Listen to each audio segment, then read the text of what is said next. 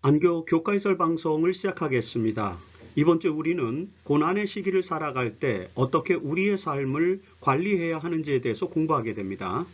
우리는 모두 삶 속에서 위기의 때를 경험하게 되죠. 자, 그 위기의 때를 어떻게 받아들이고 위기의 삶을 당할 때 하나님의 자녀들은 어떤 자세를 가지고 살아야 하는지에 대해서 성경적인 교훈들을 살펴보는 것이 이번 주 교과의 핵심 내용입니다. 먼저 이번 주 교과에 제시된 기억절의 말씀을 읽어보도록 하죠. 시편 50편 14절로 15절입니다. 감사로 하나님께 제사를 드리며 지존하신 이에게 내 서원을 갚으며 환난 날에 나를 부르라. 내가 너를 건지리니 내가 나를 영화롭게 하리로다. 여러분, 시편 50편은 아삽의 시로 알려져 있습니다. 아삽은 레위인으로서 찬양 지도자 중에 한 사람이었죠. 그런데 역대하 29장 30절에 보면 선견자라고도 그렇게 묘사되어 있습니다. 이 아삽이 쓴 시는 모두 12편이 나타나는데요. 73편에서 83편에 집중적으로 모여 있고 시편 50편만 이렇게 별도로 편집되어 있습니다. 자, 이 시편 50편에서 아삽은 하나님의 구원을 찬양하며 악인은 하나님께 버림을 당할 수밖에 없음을 지금 노래하고 있죠. 특별히 이 노래에서 아삽은 우리가 환난을 당할 때 하나님을 부르고 찾으면 그분께서 우리를 건지시고 구원하실 것이라고 노래하고 있습니다. 이번 주에 우리는 이 노래가 우리의 노래가 되어야 한다는 사실을 이제 확인하게 될 것입니다. 여러분, 우리가 환난을 당하는 이유가 무엇일까요? 사실 우리에게 닥치는 위기의 요인은 외부적인 것과 내부적인 것이 있습니다. 먼저 외부적인 위기의 요인으로는 이제 이 교재에 기록된 것처럼 전쟁이라든지 살인, 범죄, 자연재해, 전염병, 경제위기, 정치위기 이런 것들이겠죠.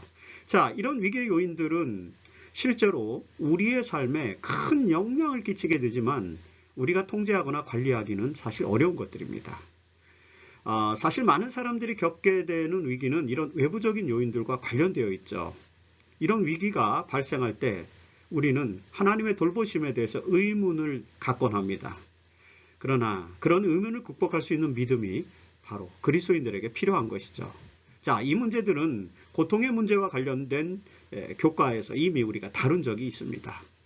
우리에게는 전능자에 대한 믿음이 필요한데 그 믿음이 필요한 이유는 바로 이런 외부적인 위기의 요인들로부터 구원을 받아야만 하기 때문입니다. 그런 것들은 우리 스스로 통제하기가 어렵기 때문에 전능자에 대한 믿음이 필요하다는 것이죠. 자, 한편 우리의 위기의 요인 중에는 내부적인 것도 있죠. 예를 들어서 자 보십시다. 건강의 위기는 우리가 신체의 건강 법칙을 잘 실천하지 않음으로써 발생하게 되죠. 재정의 위기 같은 것들은 부주의한 경제관에서 기인하는 경우가 되게 많습니다. 자, 그리고 우리의 인간관계 위기는 대부분 또 우리의 성격에서 기인할 수 있고요. 신앙의 위기는 당연히 우리의 믿음이 부족해서 나타날 수 있는 것입니다. 어떤 면에서는 우리가 겪는 여러 문제들은 우리의 내부적인 문제에서 기인하게 된다고 볼 수 있습니다. 그러나 자, 우리는 이런 외부적이고 내부적인 위기들을 극복해야만 하죠. 그런 위기들을 극복하기 위해서는 위기관리 능력을 길러야 합니다. 특별히 하나님의 자녀들은 바로 이런 많은 위기들을 극복하기 위해서 위기관리 능력을 길러야 하는데 자, 어떤 방식으로 위기를 관리해야 할까?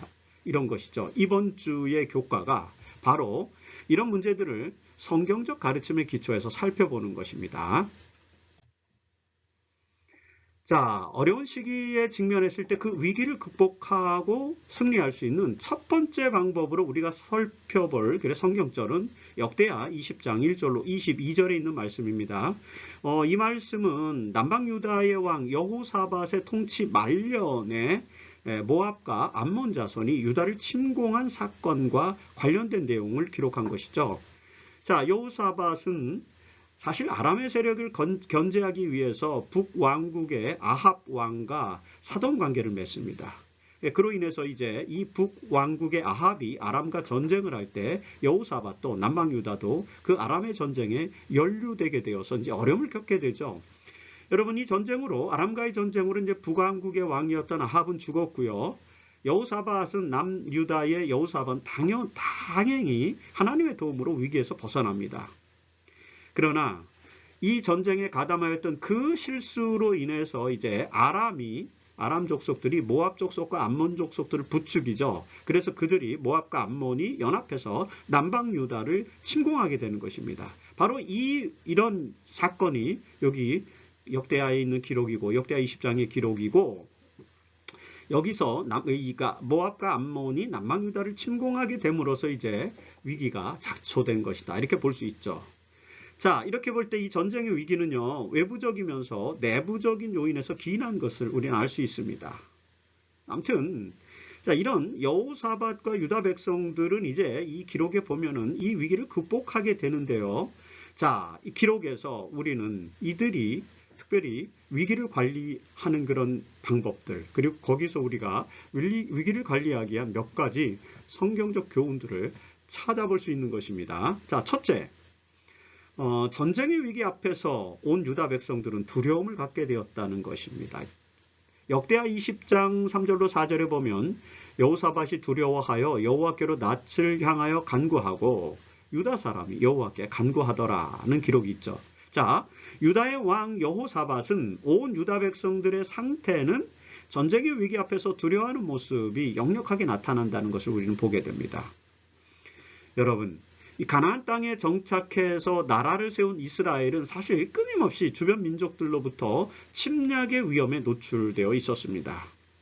사실 이런 유다 백성들의 모습은 오늘날 이 세상의 위험에 노출된 우리의 모습과도 어떤 면에서는 같은 것이죠. 우리의 모습을 반영해주고 있지 않습니까? 우리는 이 외부적인 위기의 요인들로 인해서 두려워할 때가 많습니다.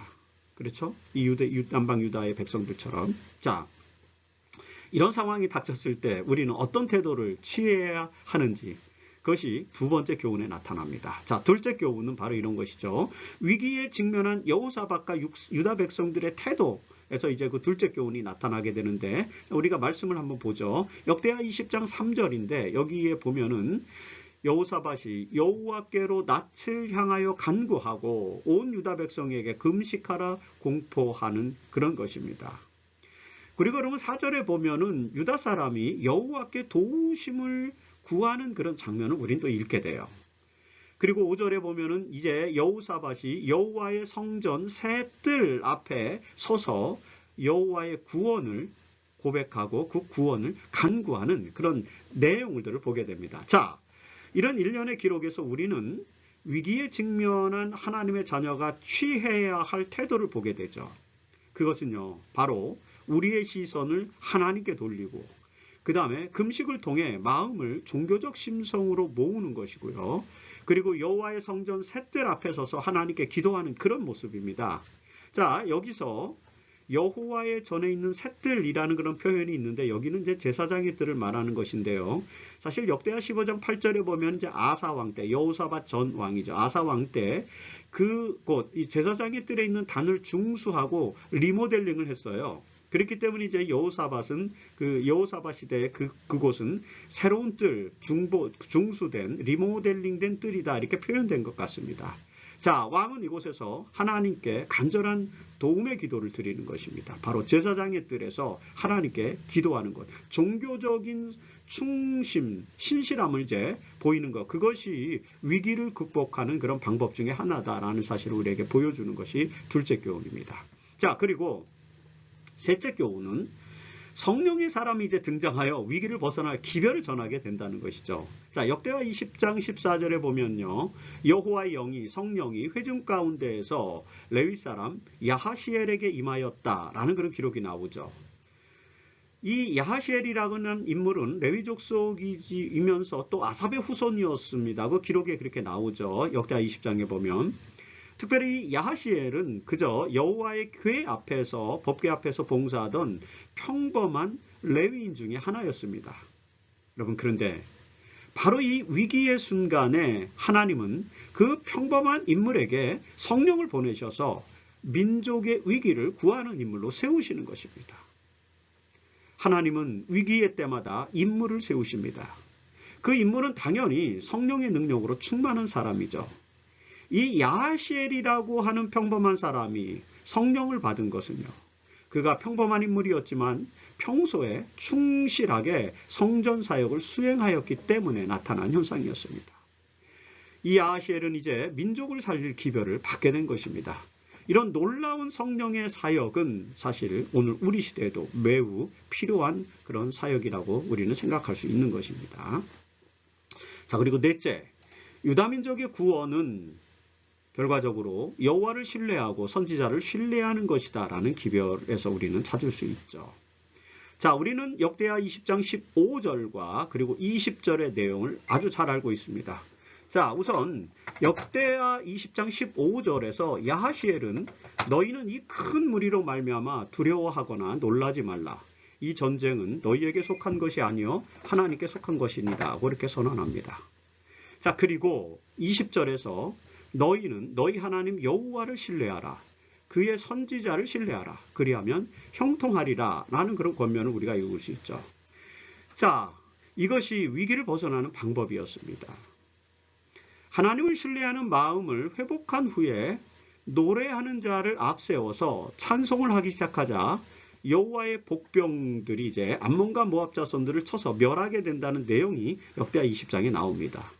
여러분, 유다는 구원을 받았고 그리고 위대한 승리를 찬양하면서 예루살렘으로 이제 돌아오게 되죠. 그들은 정말 전쟁이라고 하는 그런 위기에서 벗어나게 된 것입니다. 그리고 바로 그들이 그 전쟁의 위기에서 벗어나게 된 비결은 하나님을 신뢰하고 선지자를 신뢰하는 것이었죠. 그래서 위기를 극복하는 이 첫 번째 방법의 이야기에서 역대하 20장에서 우리는 하나님을 최우선으로 삼는 것, 그것이 바로 우리의 위기를 극복하는 방법이다라는 것을 배우게 됩니다. 그런데 여러분, 하나님을 신뢰하고 하나님을 최우선으로 삼는 그런 삶이 우리는 그렇게 쉬운 일이 아님을 알지 않습니까? 그래서 우리는 월요일 소지에서 하나님을 신뢰하는 것이 얼마나 어려운 일인지를 다윗의 경험을 통해서 살펴보게 되는 것이죠. 자, 여러분, 다윗은 어떤 인물이었습니까? 그의 젊은 시절의 생애를 통해서 우리는 다윗이 하나님을 신뢰하는 삶을 살았고 그런 삶이 얼마나 축복된 것인지를 경험하였죠. 자, 그는 목동 시절에는요, 하나님을 신뢰함으로 맹수들로부터 양들을 지킬 수 있었습니다. 그리고 젊은 시절에 골리앗과의 싸움에서 그는 하나님을 신뢰하는 마음으로 거인을 무너뜨려 블레셋과의 전쟁에서 승리를 이끄는 그런 인물이 되었죠. 그리고 그가 사울에게 쫓길 때마다 하나님을 신뢰함으로 보호를 받았고요. 그가 이제 유다의 이스라엘의 왕이 되는 모든 과정에서 하나님을 신뢰함으로 형통한 삶을 살았던 그런 모습을 우리는 보게 됩니다. 그러나 여러분, 이 다윗도 한순간에 하나님을 신뢰하기보다는 이제 자신의 지휘권만을 믿고 백성들을 계수하는 그런 범죄를 저지름으로 말미암아 하나님의 책망과 심판을 받게 되죠. 그것이 바로 역대상 21장 1절로 14절에 나타난 이야기입니다. 자, 이 이야기에서 우리는 다음에 몇 가지 교훈들을 생각해 볼 수 있습니다. 자, 첫째, 다윗이 이스라엘을 계수한 이 행위는 사탄의 유혹에 넘어진 결과였다라고 성경은 말하고 있죠.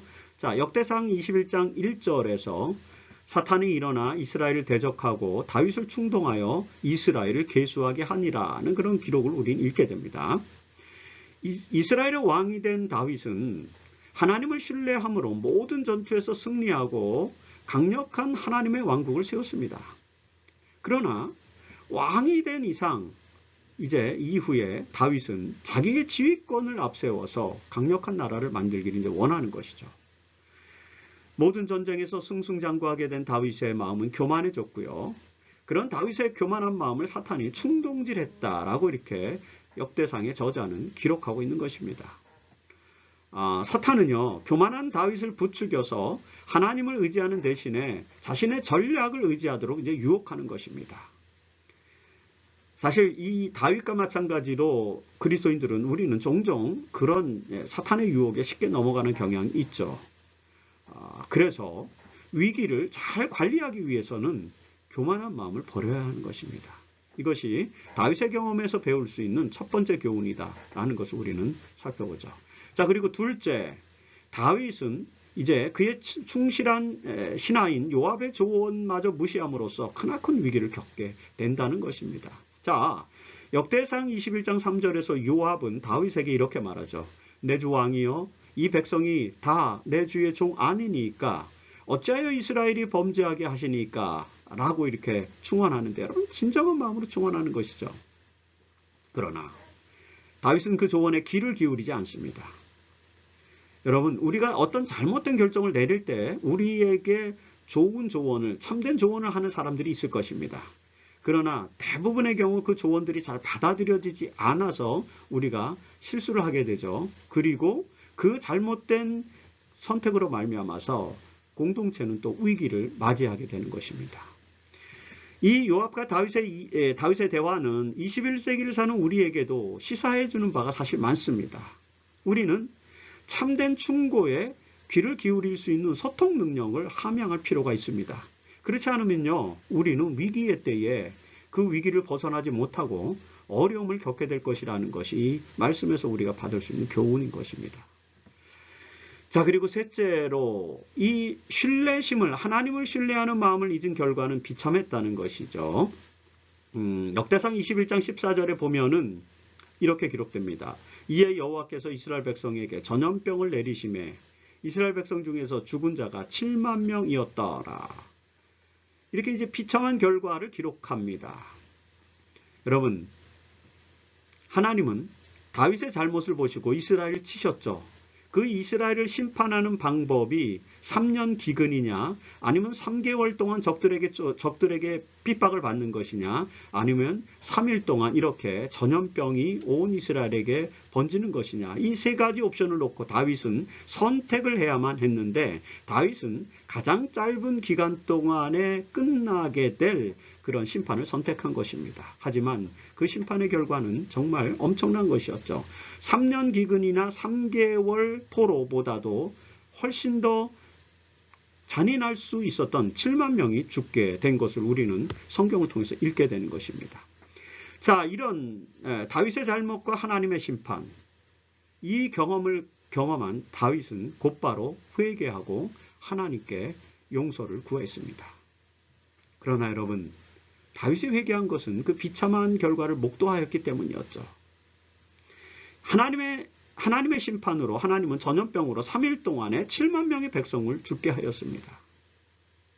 이 하나님을 신뢰하지 않고 자신의 전략을 밀고 나갔던 다윗의 교만의 대가는 너무나도 가혹한 것이었음을 우리는 알게 됩니다. 자, 많은 그리스도인들이 다윗처럼 하나님을 신뢰하는 대신에 자기가 가진 어떤 것들을 신뢰하는 경향이 많죠. 그러나 하나님께서는 선지자 갓을 다윗에게 보내셔서 이 말씀하시는 것처럼 우리에게도 성령을 보내셔서, 또는 성령의 음성을 들은 그런 사람들을 보내셔서 그런 행위가 얼마나 비참한 결과를 초래해야 할 것인지를 말씀해 주십니다. 여러분, 그나마 다행인 것은요, 이 다윗은 하나님의 기별을 듣고 진심으로 회개하게 된다는 것이죠. 역대상 21장 16절에 보면 다윗이 장로들과 더불어 굵은 베를 입고 얼굴을 땅에 대고 엎드려 하나님께 아뢰되라는 기록을 읽을 수 있습니다. 자, 심판의 기별에 귀를 기울여서 회개하고 하나님의 축복을 다시 간구하였던 이런 다윗과 같은 삶, 이런 다윗과 같은 믿음의 삶이 우리에게도 나타나서 우리도 위기의 때에 회개하고 믿음의 고백을 하나님께 드리는 그런 하나님의 자녀가 되어야 할 것, 이것이 바로 월요일 소지에서 우리가 배워야 될 교훈이다라고 하는 것입니다. 그리고 우리가 어려운 시기를 겪을 때마다 여러분 생각해야 될 것, 가장 힘든 것 중에 하나는요, 이제 이런 것이죠. 그 위기가 도대체 언제쯤 끝나게 될 것인가, 그런 것입니다. 언제쯤 끝나게 될지 알지를 못한다는 것, 그것이 정말 어렵고 힘든 일 중에 하나죠. 사실 어떻게 보면은 끝이 이미 다 예견된, 끝이 보이는 시련은 아주 혹독한 시련은 아닐 수도 있을 것입니다. 그런데 만일에 시련이 닥치게 될 때 우리가 그 시련의 끝을 알지 못한다면 그것으로 인해서 우리는 좌절하고 절망하게 된다는 것을 알게 되죠. 그렇지만 사실 끝을 알게 된다면 위기를 대하는 우리의 자세는 좀 달라질 수 있을 것입니다. 그렇죠? 어떻게 달라질까요? 아마도 우리가 우리의 고난이 끝이 있다는 사실을 확신하게 된다면 아마도 그 위기를 좀 더 지혜롭게 극복할 수 있을 것입니다. 그렇죠? 자, 그렇다면 이런 원리를 인류의 역사에 적용해 본다면 우리는 위기를 극복할 수 있는 답을 아마 찾을 수 있을 것입니다. 자, 만일에 우리가 기독교의 선적 역사관, 즉 이 역사는 시작이 있고 끝이 있다, 창조가 있고 종말이 있다, 이런 개념이죠. 시작과 끝이 분명한 역사를 살아가고 있다는 사실을 우리가 만일에 확신한다면요, 기독교 이 세계관에 따라서 그런 것을 확신한다면 우리는 우리의 삶 속에서 어떤 고난을 겪는다 할지라도 그 모든 고난과 역사적 사건의 그 운명에 끝이 있다는 사실을 믿으면서 아마도 우리는 인내를 가지고 살아갈 수 있을 것입니다. 그럼에도 불구하고 우리는 그런 인내를 갖는 것이 쉽지 않음을 또 발견하죠. 자, 그래서 베드로후서 3장 3절로 13절에서 이 위기의 때를 극복할 수 있는 또 하나의 방법을 우리에게 알려주게 됩니다. 자, 먼저 베드로의 말씀을 분석하면요. 먼저 마지막 때에는 신실한 하나님의 백성들을 조롱하는 사람들이 많아질 것이라는 것입니다. 여러분, 베드로후서 3장 3절에서 말세에 조롱하는 자들이 와서 자기의 정욕을 따라 행하며 조롱하여 라고 이렇게 기록되어 있죠. 이 조롱하는 자들은 예수의 재림에 대한 약속은 사실이 아니고 세상은 언제나 변함없이 늘 그렇게 존재한다라고 이렇게 주장을 합니다. 사실 우리가 역사를 살펴보면요, 우리의 역사에는 창조가 있었고 타락이 있었고 심판의 역사가 있어 왔습니다. 그리고 그 끝은 이제 구원으로 마무리될 것이에요. 마무리될 것을 우리는 기독교적인 세계관을 통해서 볼 수 있습니다. 그러나 기롱하는 자들은 그런 역사는 존재하지 않고 이 세상은 늘 동일한 상황에 놓여 있게 될 거라고 자꾸 주장하죠. 사실 19세기 철학자 니체가 영원 회귀 사상에서 주장한 주장이 바로 이런 가르침과 일치하는 것인데요. 그러나 그럼에도 불구하고 우리는 우리의 역사에는 반드시 시작과 끝이 있고 어떤 목적을 향해 나아간다는 사실을 기독교 세계관에 입각해서 확신해야만 하는 것입니다. 자, 사람들이 인류 역사의 텔로스, 즉 재림과 같은 궁극적 목적이 존재하지 않는다고 주장하는 것은요, 이 세상 역사가 계속해서 흘러갈 것이라고 생각하기 때문이라는 것입니다. 베드로후서 3장 4절에서 이제 사람들은 이렇게 말하죠. 주께서 강림하신다는 약속이 어디 있느냐? 조상들이 잔 후로부터 만물이 처음 창조될 때와 같이 그냥 있다라고 이렇게 주장한다는 것이죠. 그러나 여러분, 이런 변화 없음에 대한 강력한 조롱의 주장에 대해서 베드로는 이렇게 답변합니다. 베드로후서 3장 9절에요. 주의 약속은, 예수님의 재림의 약속은 어떤 이들이 더디다고 생각하는 것 같이 더딘 것이 아니라 오직 주께서는 너희를 대하여 오래 참으사 아무도 멸망하지 아니하고 다 회개하기에 이르기를 원하기 때문에 아직 변화가 없다라고 하는 것이죠. 이렇게 설명하는 것입니다. 사람들은요, 매일의 시간이 반복되고 끝이 보이지 않기 때문에 역사의 텔로스가 존재하지 않고 재림은 없을 거라고 이렇게 주장하는 것입니다. 그러나 우리가 기다리는 역사의 종말, 즉 재림은 인간의 시간이 아니라 하나님의 시간이죠.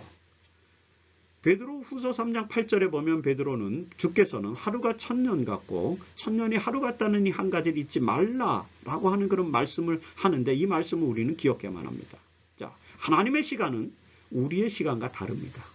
그 하나님의 시간 속에서 역사의 끝이 이르러 올 것이기 때문에 우리는 그날이 설사 보이지 않는다 할지라도 믿음으로 그 날을 기다려야 한다라는 것을 우리는 이 이야기를 통해서 교훈으로 발견하게 되는 것입니다. 자, 그렇다면 역사의 종말 때까지 시련과 고난 속에서 살아가야만 하는 우리가 그 어려운 시간을 극복하고 역사의 궁극적 텔로스를 맞이하기 위해서 무엇을 해야 할까요? 바로 베드로후서 3장 11절로 12절에서 베드로는 그 방법에 대해서 우리가 무엇을 해야 할지에 대해서 이렇게 설명합니다. 거룩한 행실과 경건함으로 하나님의 날이 임하기를 바라보고 간절히 사모하라는 것이죠. 여러분, 사실 이 말씀은 매우 단순한 신앙인의 삶을 말하는 것입니다. 하나님의 자녀가 된 그리스도인들은 매일의 삶 속에서 거룩한 행실과 경건함으로 하나님의 날이 임하기를 사모해야 한다는 것이죠. 자, 이 기본적인 신앙 행위가 우리에게 필요합니다.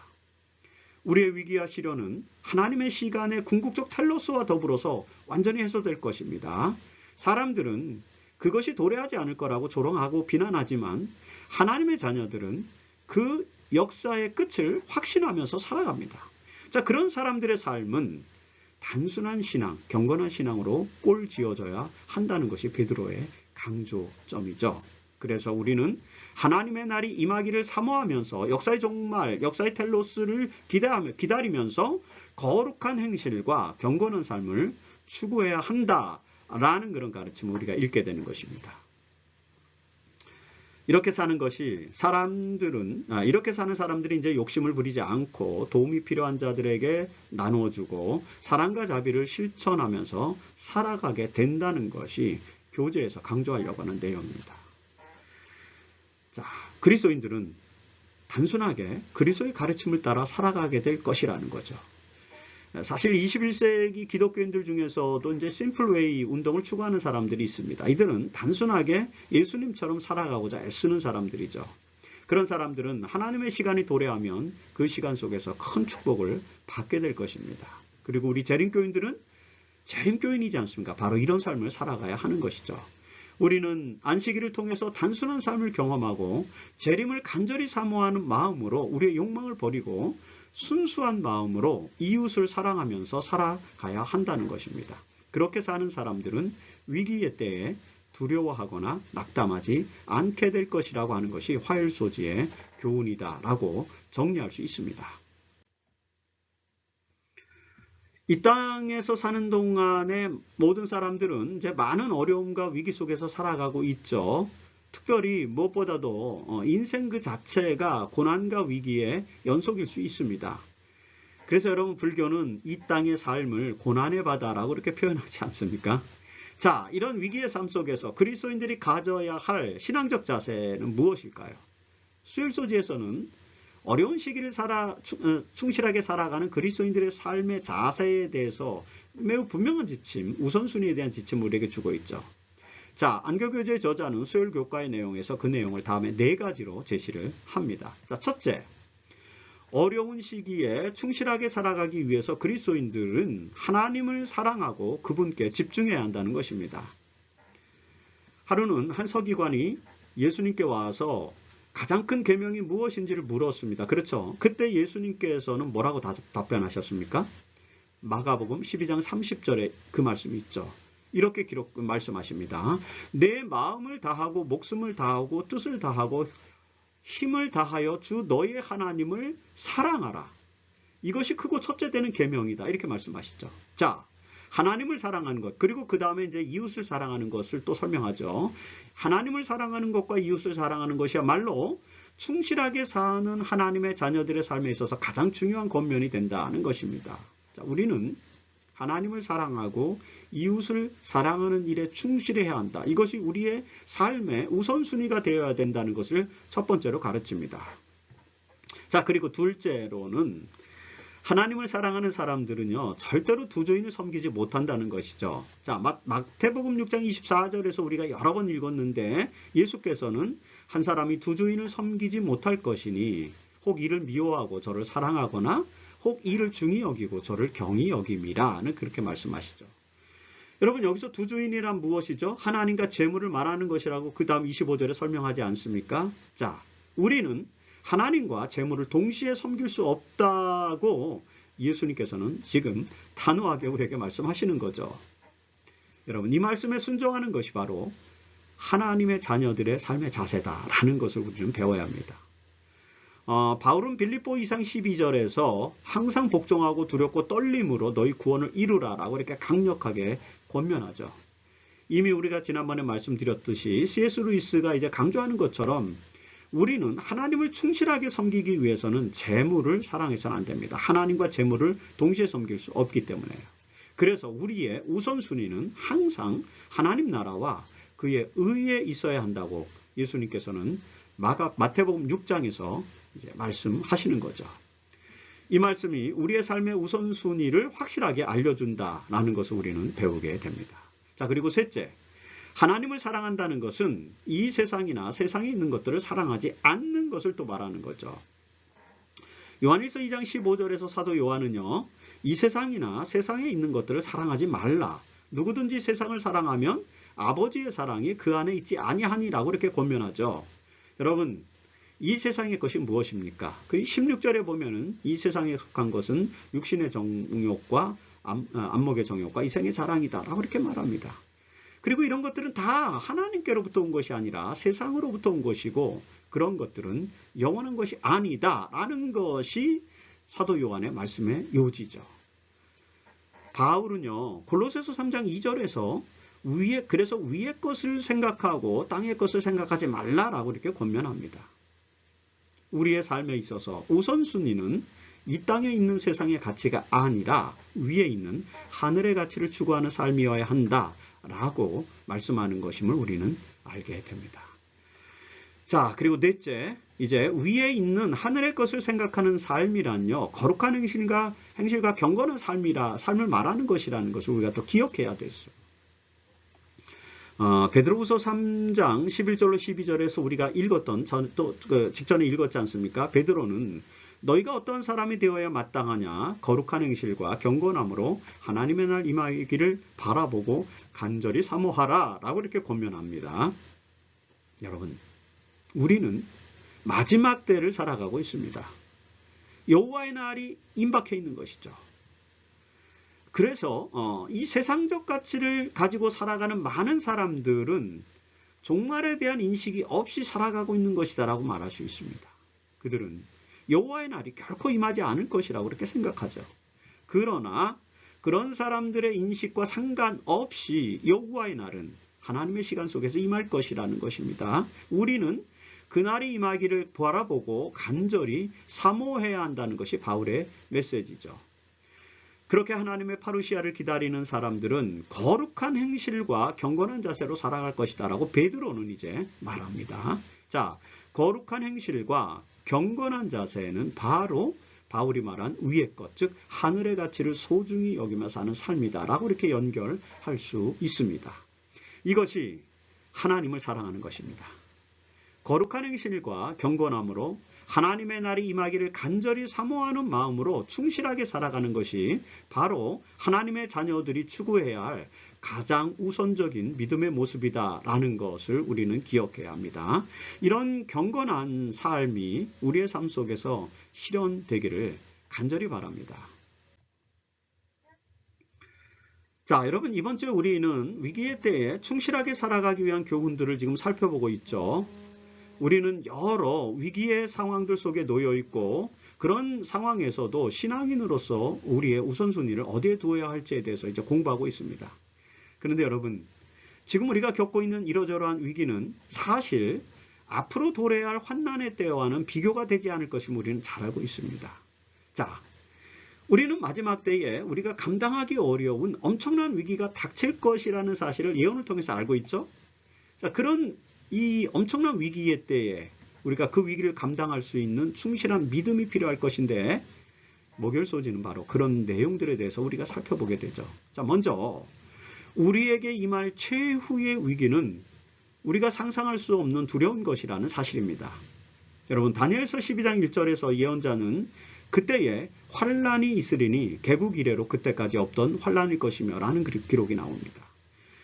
자, 종말의 때에 우리에게 닥칠 환난은 우리가 상상할 수 없는 무섭고 두려운 환난일 것이라고 예언서들은 한결같이 묘사합니다. 사실 이 환난이 구체적으로 어떤 것일지 우리는 잘 알지 못하죠. 그러나 계시록 13장에서 요한은 그 환난의 성격을 또 이렇게 예언하기도 합니다. 자, 계시록 13장 15절에 보면은요, 짐승의 우상에게 경배하지 아니하는 자들은 몇이든지 다 죽이게 하더라는 것이죠. 그리고 17절에서요, 누구든지 이 짐승의 표를 가진 자 외에는 또 매매를 못하게 하니라는 그런 예언도 나옵니다. 여러분, 이런 예언에서 우리는 마지막 때에 하나님의 인을 가진 사람들이 당하게 될 환난의 성격을 파악할 수 있죠. 마지막 때 사람들은 하나님의 인을 가지든지 아니면 짐승의 표를 받게 될 것입니다. 자, 이 세상적인 가치를 담고 있는 짐승의 표를 거부하고 하나님의 인을 받은 사람들은 경제적 활동을 할 수 없는 고립된 상황에 처하게 될 것이다 라는 그런 예언이 여기 있는 것 아닙니까? 아마 그들은 자본주의가 심화된 사회에서 아무런 경제 활동을 할 수 없게 될 것이라고 예언되는 것입니다. 이것은 아마도 더 이상 이 세상에서는 살 수 없는 상황에 처하게 된다라는 그런 말이죠. 자, 이처럼 개국 이래로 없던 환란을 앞두고 있는 우리는 그렇다면 어떤 자세로 살아가야 할까요? 여러분, 환란의 때에 하나님의 구원을 받기 위해서는 항상 여호와를 경외하는 삶을 배워야 합니다. 그리고 여호와를 경외하는 삶을 배우는 그 지름길에 대해서 모세는 또 이렇게 설명하고 있죠. 신명기 14장 24절로 25절에 모세는 이렇게 설명합니다. 우리가 전에 읽었던 그런 말씀입니다. 너는 마땅히 매년 토지소산의 11조를 드릴 것이며 내 하나님 여호와 경외하기를 항상 배울 것이다. 여러분, 11조를 드리는 것이 하나님에 대한 경외심을 배우는 것이라는 이 말씀을 여러분 어떻게 이해하십니까? 사실 우리의 모든 소유가 다 하나님에 속한 것이며 우리는 하나님의 신실한 청직이라는 사실을 기억하는 것이 그런 것을 기억하는 아주 가장 기본적인 행위 중에 하나가 어떤 면에서는 11조 헌물을 하나님께 드리는 행위라는 것이죠. 이것은 거룩한 하나님의 사역을 위한 명분이나 신앙행위의 표준보다 앞선 그런 이유라는 것입니다. 자, 우리는 매 순간의 삶을 통해서 하나님을 경외하는 경건한 삶을 살아야 하는데 그 경건함을 드러내는 가장 기본적인 행위가 바로 11조를 구별하여 드리는 행위라는 그런 말씀입니다. 여러분, 여기에 그리스도인의 경건이 자리하고 있다고 생각해 보십시오. 자, 이런 경건한 행위가 우리의 삶 속에서 자연스럽게 구현된다면요, 우리는 환란의 때에도 하나님을 경외하는 마음을 유지할 수 있게 될 것입니다. 그리고 여러분, 그런 신실한 하나님의 자녀들을 하나님께서 그 환란에서 구원해 주실 것이라고 약속하시는 거죠. 그것이 바로 시편 31편 19절에서 나타난 내용입니다. 자, 이 말씀에서 다윗은 주를 두려워하는 자를 위하여 쌓아두신 은혜, 곧 주께서 피하는 자를 위하여 인생 앞에 베푸신 은혜가 어찌 그리 큰지요? 라고 이렇게 찬양합니다. 다윗은 젊은 시절에 여러 해 동안 환란 속에서 살았음을 우리는 알고 있죠. 여러분, 다윗은 사울왕의 진노의 칼로부터 끊임없이 위협을 받았습니다. 그러나 그가 그 모든 환란 속에서도 하나님을 두려워하는 마음을 잃지 않고 오직 하나님께로만 피했죠. 하나님께서만이 그의 유일한 피난처였다는 사실을 그는 알고 있었습니다. 이런 신앙 고백을 통해서 우리는 이런 신앙 고백, 다윗의 신앙 고백을 우리는 시편에서 많이 발견하게 됩니다. 이처럼 여호와를 두려워하는 자, 곧 하나님을 경외하는 자에게 하나님은 피난처를 제공해 주시고 구원의 은혜를 베푸신다는 것을 우리는 알게 되죠. 이렇게 다윗과 같이 우리도 인생의 환란과 위기 속에서 하나님을 경외하는 마음을 잃지 않으므로 그분께서 제공해 주시는 피난처를 발견해야 할 것입니다. 하나님을 경외하는 자들은 바로 그 어떤 환란 중에서도 구원을 얻게 될 것이라는 것을 우리는 이런 말씀을 통해서 알게 되는 것입니다. 이번 주 우리는 어려운 시기에 충실하고 신실한 그리스도인의 삶을 살기 위해서 우리의 우선순위가 무엇이어야 하는지에 대해서 이제 살펴보았죠. 자, 우리의 위기의 요인들은 외부적인 것과 내부적인 것이 있는데 이런 위기들에서 우리가 살아가기 위해서는 위기관리 능력을 길러야 하고 특별히 그리스도인들은 위기를 관리하기 위해서 우선순위를 정해야 한다라는 사실을 우리는 전제로 이해했습니다. 자, 여호사밧은 전쟁의 위기에서 하나님을 신뢰하고 선지자를 신뢰해야 한다는 사실을 우리에게 알려주었죠. 그리고 자신의 군대를 의지하려고 했던 다윗의 실수에서 우리는 자신이 가진 것이 아니라 하나님을 신뢰해야 한다는 것을 또 교훈으로 살펴보았습니다.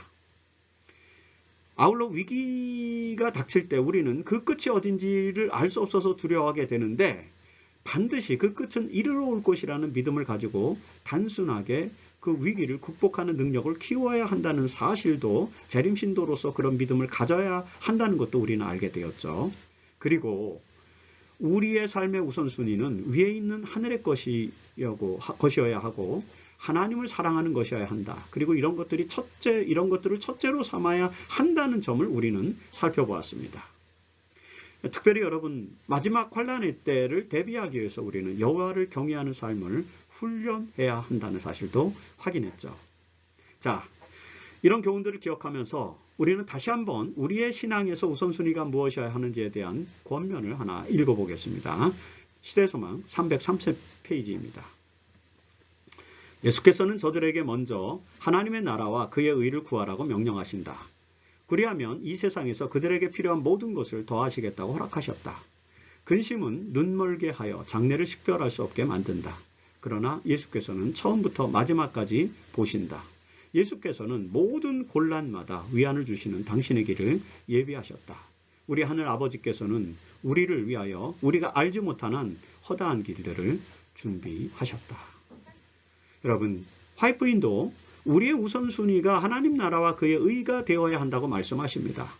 그렇게 우리의 우선순위를 하늘의 것에 두게 될 때 우리는 모든 곤란마다 위안을 주시는 하나님의 길을 또 발견하게 될 것이라는 것이죠. 자, 어려운 시기를 살아가는 우리는 하나님을 사랑하고 그분을 경외하는 마음에 신실한 믿음을 보여야 한다는 것입니다. 그것은 경건한 삶을 통해서 또 나타나게 될 것이라는 것이죠. 이런 우리의 신앙 훈련이 환난을 통과해 하나님 나라에 이르는 길임을 우리는 기억해야 합니다. 자, 그런 믿음이 우리의 신앙에서 나타나기를 바라면서 이번 주 교과해설 방송을 마치겠습니다.